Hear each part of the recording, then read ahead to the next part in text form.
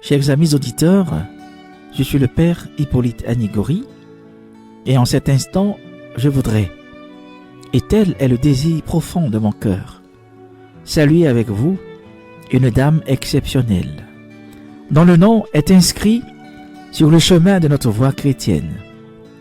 Cette dame, elle n'est pas Dieu, elle ne sera jamais Dieu, elle ne prétend pas être Dieu, elle est et demeure Ancilla Domini, simple servante de Dieu. Son nom est Marie. C'est vers Marie que mon cœur se tourne en ce moment, pour simplement l'honorer et la remercier pour son fiat éternel, pour son oui offert à Dieu comme oui des hommes croyants et amoureux de Dieu, en qui tous nous avons la vie, le mouvement et l'être. Ô Sainte Marie, Mère des dieux, Mère des hommes, Dame au cœur d'or, à la fois si surprenante et si pleine, en Dieu tu t'évanouis telle une fumée qui croise les nuages et tu te laisses aimer. Tu te laisses surprendre par la grâce de Dieu qui te sourit au coin de ton existence humaine. Tu ne cessas de clamer ta petitesse, ton humilité, ton respect profond devant la noblesse de la Trinité. Ô Marie, ton histoire, Sainte Mère de Dieu, est comme tout humain. Une histoire sacrée qui s'impose comme une force de foi qui ne cesse de traverser les siècles. Ton nom Marie est inscrit dans le cœur des chrétiens qui te regardent non comme une divinité, mais comme une simple croyante et une simple humaine à qui la grâce a souri un jour voulu par Dieu. En toi, Marie, la jonction de deux libertés se fit. La liberté divine, qui par l'entremise de l'archange Gabriel, descendit te rencontrer, et la liberté humaine, qui à travers ton fiat, inscrivit le oui des croyants au projet de Dieu.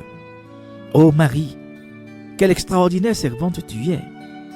Quelle douce croyante tu es! Tu ne t'enlises pas dans le doute, tu t'imposes dans la foi. Merci encore à toi, par qui le monde entier a reçu le germe divin. Qui est Dieu pour nous aimer ainsi?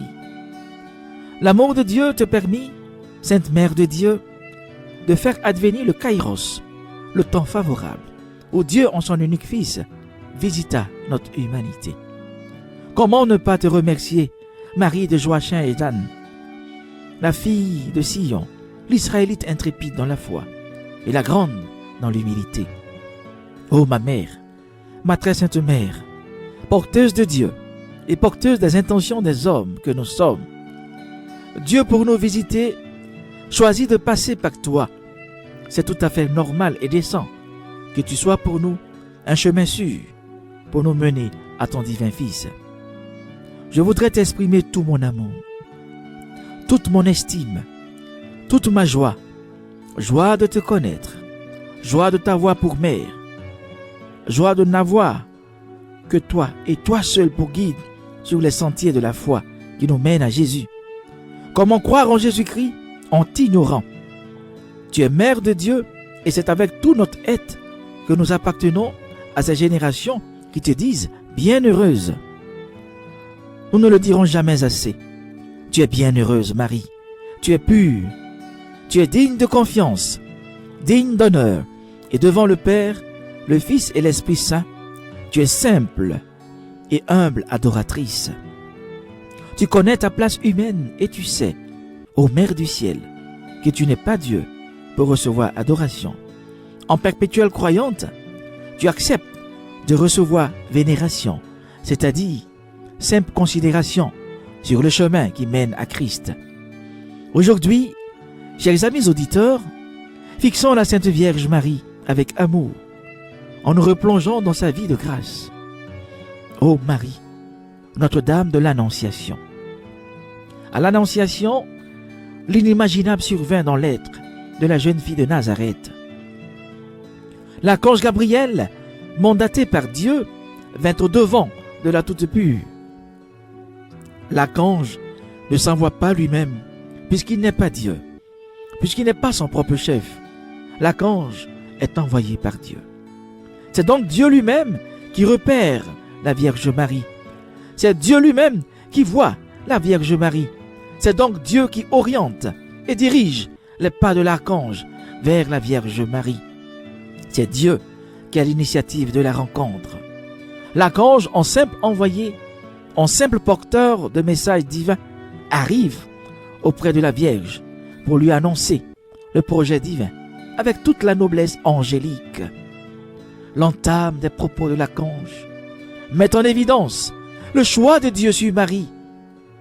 L'archange Gabriel lui dit: « Je te salue, comblée de grâce. Le Seigneur est avec toi. » Frères, sœurs, chers amis auditeurs, qui peut combler de grâce en dehors de Dieu? Personne. L'archange révèle à la Sainte Vierge que Dieu l'a comblée de grâce et aussitôt lui exprime la proximité de Dieu. Le Seigneur est avec toi. Les propos de l'archange sont d'une extrême finesse. L'archange, le mandaté, l'envoyé, n'invente rien. Il révèle ce que l'envoyeur, ce que son maître lui a dit de révéler devant l'humaine Marie. Frères, sœurs, c'est Dieu lui-même qui choisit la Sainte Vierge Marie. Son choix s'inscrit dans sa volonté souveraine qu'aucune créature humaine, aussi intellectuelle soit-elle, ne pourra jamais comprendre. Dieu est Dieu, et notre raison humaine demeurera toujours trop petite pour comprendre le mystère de Dieu, pour comprendre ses desseins qui demeurent toujours insondables. En Marie, l'archange ne se surprend pas à inventer des paroles. Il révèle simplement ce que Dieu lui-même voudrait qu'il exprime à la jeune fille de Nazareth. Marie, qui n'est pas du côté du divin, mais humain, se trouble devant une telle apparition. Et sa crainte légitime d'humaine se laisse percevoir par l'archange, qui aussitôt la rassure en lui présentant la totalité du projet divin. « Sois sans crainte, Marie, lui dit l'archange, car tu as trouvé grâce auprès de Dieu. Voici que tu vas concevoir et enfanter un fils. Tu lui donneras le nom de Jésus. Il sera grand. Il sera appelé Fils du Très-Haut. Le Seigneur Dieu lui donnera le trône de David, son père. Il régnera pour toujours sur la maison de Jacob, et son règne n'aura pas de fin. » Frères, sœurs, chers amis auditeurs, écoutons bien l'archange parler. Marie a trouvé grâce auprès de Dieu. C'est le cœur de Marie qui est porteur de grâce. Dieu regarde le cœur des hommes, et celui de la Sainte Vierge a trouvé grâce auprès du Créateur. En Marie, avec Marie et par Marie, le projet de grâce de Dieu peut donc passer, peut advenir pour les humains. Cependant, Dieu ne s'impose pas. Dieu ne s'impose jamais. Dieu respecte la liberté des hommes. Devant ce projet divin, la Sainte Vierge Marie se présente toujours comme une humaine. Quelle grâce! La Vierge Marie dit: « Comment cela va-t-il se faire, puisque je suis vierge ?» La Vierge Marie, en fille de lumière et de vérité, précise l'état dans lequel se trouve son corps. Un corps vierge, un corps innocent, qui doit toute sa création à Dieu. Dans sa question, Marie, notre mère, sent comme une offrande de sa virginité au Dieu créateur, vivante et vraie. Ne l'oublions pas. À cette époque, la venue du Messie était espérée des jeunes filles israélites. Le contexte envisageait la venue d'un Messie qui libérerait Israël du joug des Romains. La virginité de Marie est donc reconnue dans le passage de l'Annonciation, reconnue par les pères de l'Église, Ignace d'Antioche, Irénée de Lyon, et j'en passe, et dans les deux credos de l'Église catholique, symbole des apôtres, et credo de Nicée-Constantinople. La valeur de la virginité de Marie réside dans le fruit divin qu'elle recevra. Le regard divin porté et jeté sur la virginité de Marie met sur un piédestal la grandeur de la pureté de Marie. C'est la pureté de Marie qui est ainsi révélée. C'est dans ce corps saint que le Fils de Dieu descendra. Celui qui est de toute éternité pureté descend dans un corps pur. On sent donc en Marie, vierge, la custode de la pureté, la gardienne de la pureté. En elle donc, le lien de la pureté est établi, gardé et voulu par Dieu lui-même. Frères, sœurs, si nous savions quelle chance nous avons en ayant la Sainte Vierge Marie pour mère, elle est simple humaine que la grâce de Dieu rejoint. Cette grâce chemine avec elle. L'archange ne lui dira-t-il pas: l'Esprit Saint viendra sur toi, et la puissance du Très-Haut te prendra sous son ombre. Tout est dit dans cette phrase de l'archange. Mais il faut ici faire attention. L'archange n'invente pas des choses, mais il révèle ce que Dieu lui dit de communiquer à la Vierge.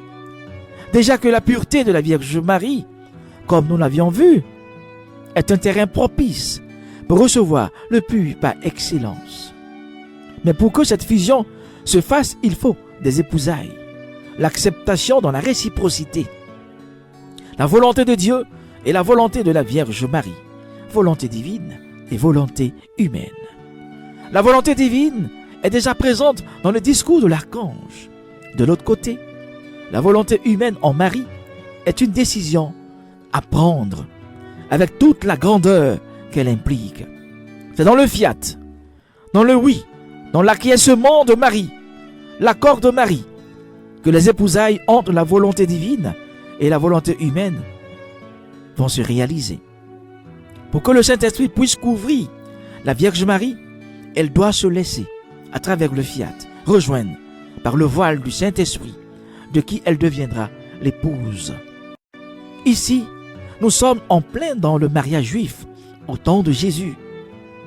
À l'époque de Jésus, frères, sœurs, pour sceller le mariage juif, le rabbin se trouvait sous une sorte de sanctuaire appelé le dais, et appelait en premier le futur marié, l'époux. Ensuite, l'époux allait avec un voile enveloppé sa future épouse, et tous deux étaient couverts de l'ombre du voile pour signifier l'aura de leur foyer. Dans la procédure d'abaissement divin en Marie, tout est disposé comme dans un mariage divin.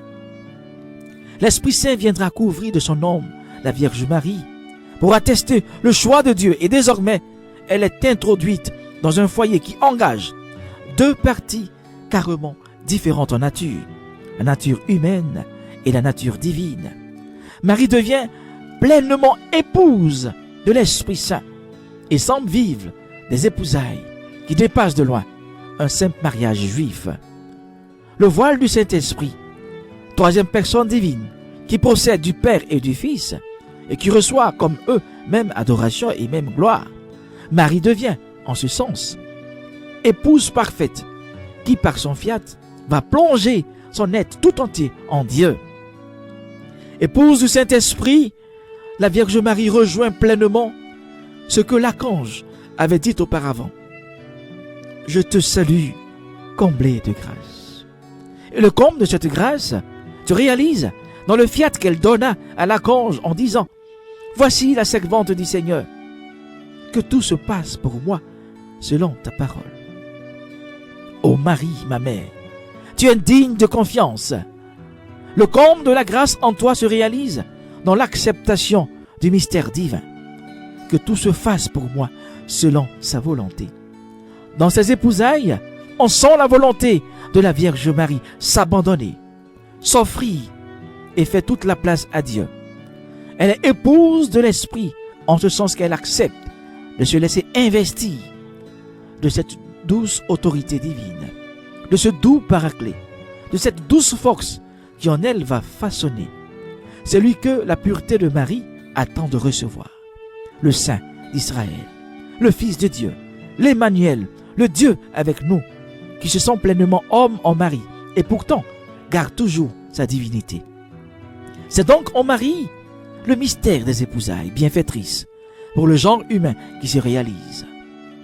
Dans la visitation, la Sainte Vierge Marie se fait dame de charité. En allant visiter celle qui porta le précurseur, avec le Magnificat Anima Mea Domino, la Sainte Vierge notre mère, traduisit toute son action de grâce à Dieu, qui s'est penché sur elle, son humble servante. Marie ne joue pas le jeu de l'orgueilleuse. Marie se rappelle que Dieu mérite adoration et remerciement. Elle ouvre son corps d'humaine à la gloire de Dieu en exaltant toute son âme. Et dans sa prière, elle dit une parole mémorable qu'aucun siècle ne pourra effacer. Désormais, toutes les générations me diront bienheureuse. Frères, sœurs, Marie n'est pas dans la loge des orgueilleux pour nous imposer une telle vénération. Elle est ici du côté des hommes. Elle se rend compte que la surprise de la grâce fera de sa réponse un éternel écho de l'avènement de l'incarnation. Marie n'est donc pas bienheureuse pour elle-même, ni par elle-même, mais elle est rendue telle par le fiat que Dieu daigna lui inspirer. Ici, dans le Magnificat, la Vierge Marie se rend compte qu'elle doit tout à Dieu. Elle reconnaît qu'elle n'est rien sans Dieu, qui a daigné jeter son regard de miséricorde sur elle. Elle est bienheureuse parce qu'elle est porteuse de Dieu. Frères, sœurs, regardons encore la scène de Cana et fixons la Sainte Vierge dans son intercession auprès de son divin Fils. La Vierge Marie n'insiste pas. Elle présente juste l'intention et intime l'ordre aux serviteurs de faire tout ce que Jésus leur donnera comme ordre. Ô ma Sainte Mère, tu ne t'imposes même pas à ton Fils. Tu ne précises même pas l'acte que ton divin Fils accomplira, puisque tu n'es pas Dieu. En simple humaine, tu dis simplement, faites tout ce qu'il vous dira. Ô Marie, tu nous fais prendre conscience que sans Dieu, l'être humain n'a aucune valeur. C'est en accomplissant la volonté de Dieu que l'homme se réalise concrètement. À Cana, Marie nous présente encore Jésus comme révélateur unique de Dieu. Jésus a tout pouvoir. Elle, Marie, notre mère, s'efface tout en présentant les intentions des hommes à son divin Fils. Elle n'a pas un pouvoir d'exaucement, mais un pouvoir de présentation à Jésus, vrai Dieu et vrai homme. Marie reconnaît ainsi qu'elle est du côté des hommes et que les hommes ne doivent pas l'adorer, mais juste lui présenter leurs projets, leurs intentions, leurs prières. Par ailleurs, chers amis auditeurs, à Cana se dessine en filigrane l'amour que le Christ a pour sa mère, l'humaine qui accepta de le porter dans son sein, sein qu'elle reçoit de Dieu et qu'elle redonne à Dieu. À Cana, Jésus reconnaît la véracité du fiat de la Vierge Marie. Je suis la servante qui s'efface toujours et respecte la volonté de Dieu. La Vierge Marie ne s'impose pas, elle se propose comme servante. Elle présente son cœur de servante. La Vierge Marie est là pour présenter en véritable servante les intentions des hommes à Dieu. Quelle belle intercession! C'est ici le lieu de le dire. Le cœur du Christ est ému devant cette servante si douce qui ne retient rien pour elle-même, mais qui présente tout à l'unique médiateur entre Dieu et les hommes, qu'est Jésus. Marie reconnaît simplement que sa médiation est subordonnée à celle du Christ, pas plus, car elle n'est pas Dieu. C'est cette délicatesse mariale qui permet à Jésus, au calvaire, de la confier à Jean, au pied de la croix. Jésus, notre Seigneur, la confie à Saint Jean, pour qu'il se laisse porter par la vertu de la Sainte Mère, la Sainte Vierge, qui ne sont que amour, obéissance, service et adoration du Dieu Trinitaire. Prendre Marie chez soi, c'est donc accepter d'être en lien total avec Dieu, qu'il aima d'un amour particulier, en choisissant cette dame comme porteuse de son divin Fils. Qui osera à ce niveau affirmer la divinité de Jésus et insulter la Vierge Marie? Si le Fils est reçu comme Dieu, la mère, simple servante, est reçue avec honneur et respect. Cela s'impose à tout croyant lucide et cohérent. Si Dieu vient chez nous, en passant aussi par la Vierge Marie, La Sainte Vierge n'est pas notre aboutissement. Elle se trouve sur notre chemin chrétien comme guide qui nous mène à Jésus, unique chemin, unique vérité et unique vie. Mes frères, mes sœurs, si Dieu vient donc chez nous en passant par elle, il est tout à fait normal que nous puissions repartir à Dieu en passant aussi par elle, par ailleurs. La Vierge Marie respecte la liberté de ceux qui ne ressentent pas le besoin de passer par elle. La Vierge Marie ne s'impose pas et jusqu'au bout, en demeurant mère de Dieu, elle demeure mère des hommes, mère de tous les hommes, sans distinction aucune. C'est aussi ce qui motive sa présence au Cénacle et son assomption à la fin de sa vie. Parce que simple humaine, Marie, notre mère, se tient avec les apôtres, mater ecclésiae, mère de l'Église. Comme tout humain, Marie, tu connus la mort qu'on qualifia de dormition, puisque tu es porteuse de Dieu. En l'Assomption, le corps de la Sainte Vierge ne monta pas au ciel comme l'ascension de notre Seigneur Jésus, qui y monte avec toutes les prérogatives divines. À l'Assomption de la Sainte Vierge Marie, le corps de la Sainte Vierge est porté par les anges vers celui que son cœur a toujours désiré. C'est en lui qu'elle reçut, par les mérites de son divin Fils, la grâce du couronnement de Reine du ciel. C'est cette Reine du ciel que nous saluons toujours, car elle mérite d'être honorée, d'être chantée. Ô Maman Marie! Nous voudrions très sincèrement reconnaître en cet instant la bienheureuse que tu es.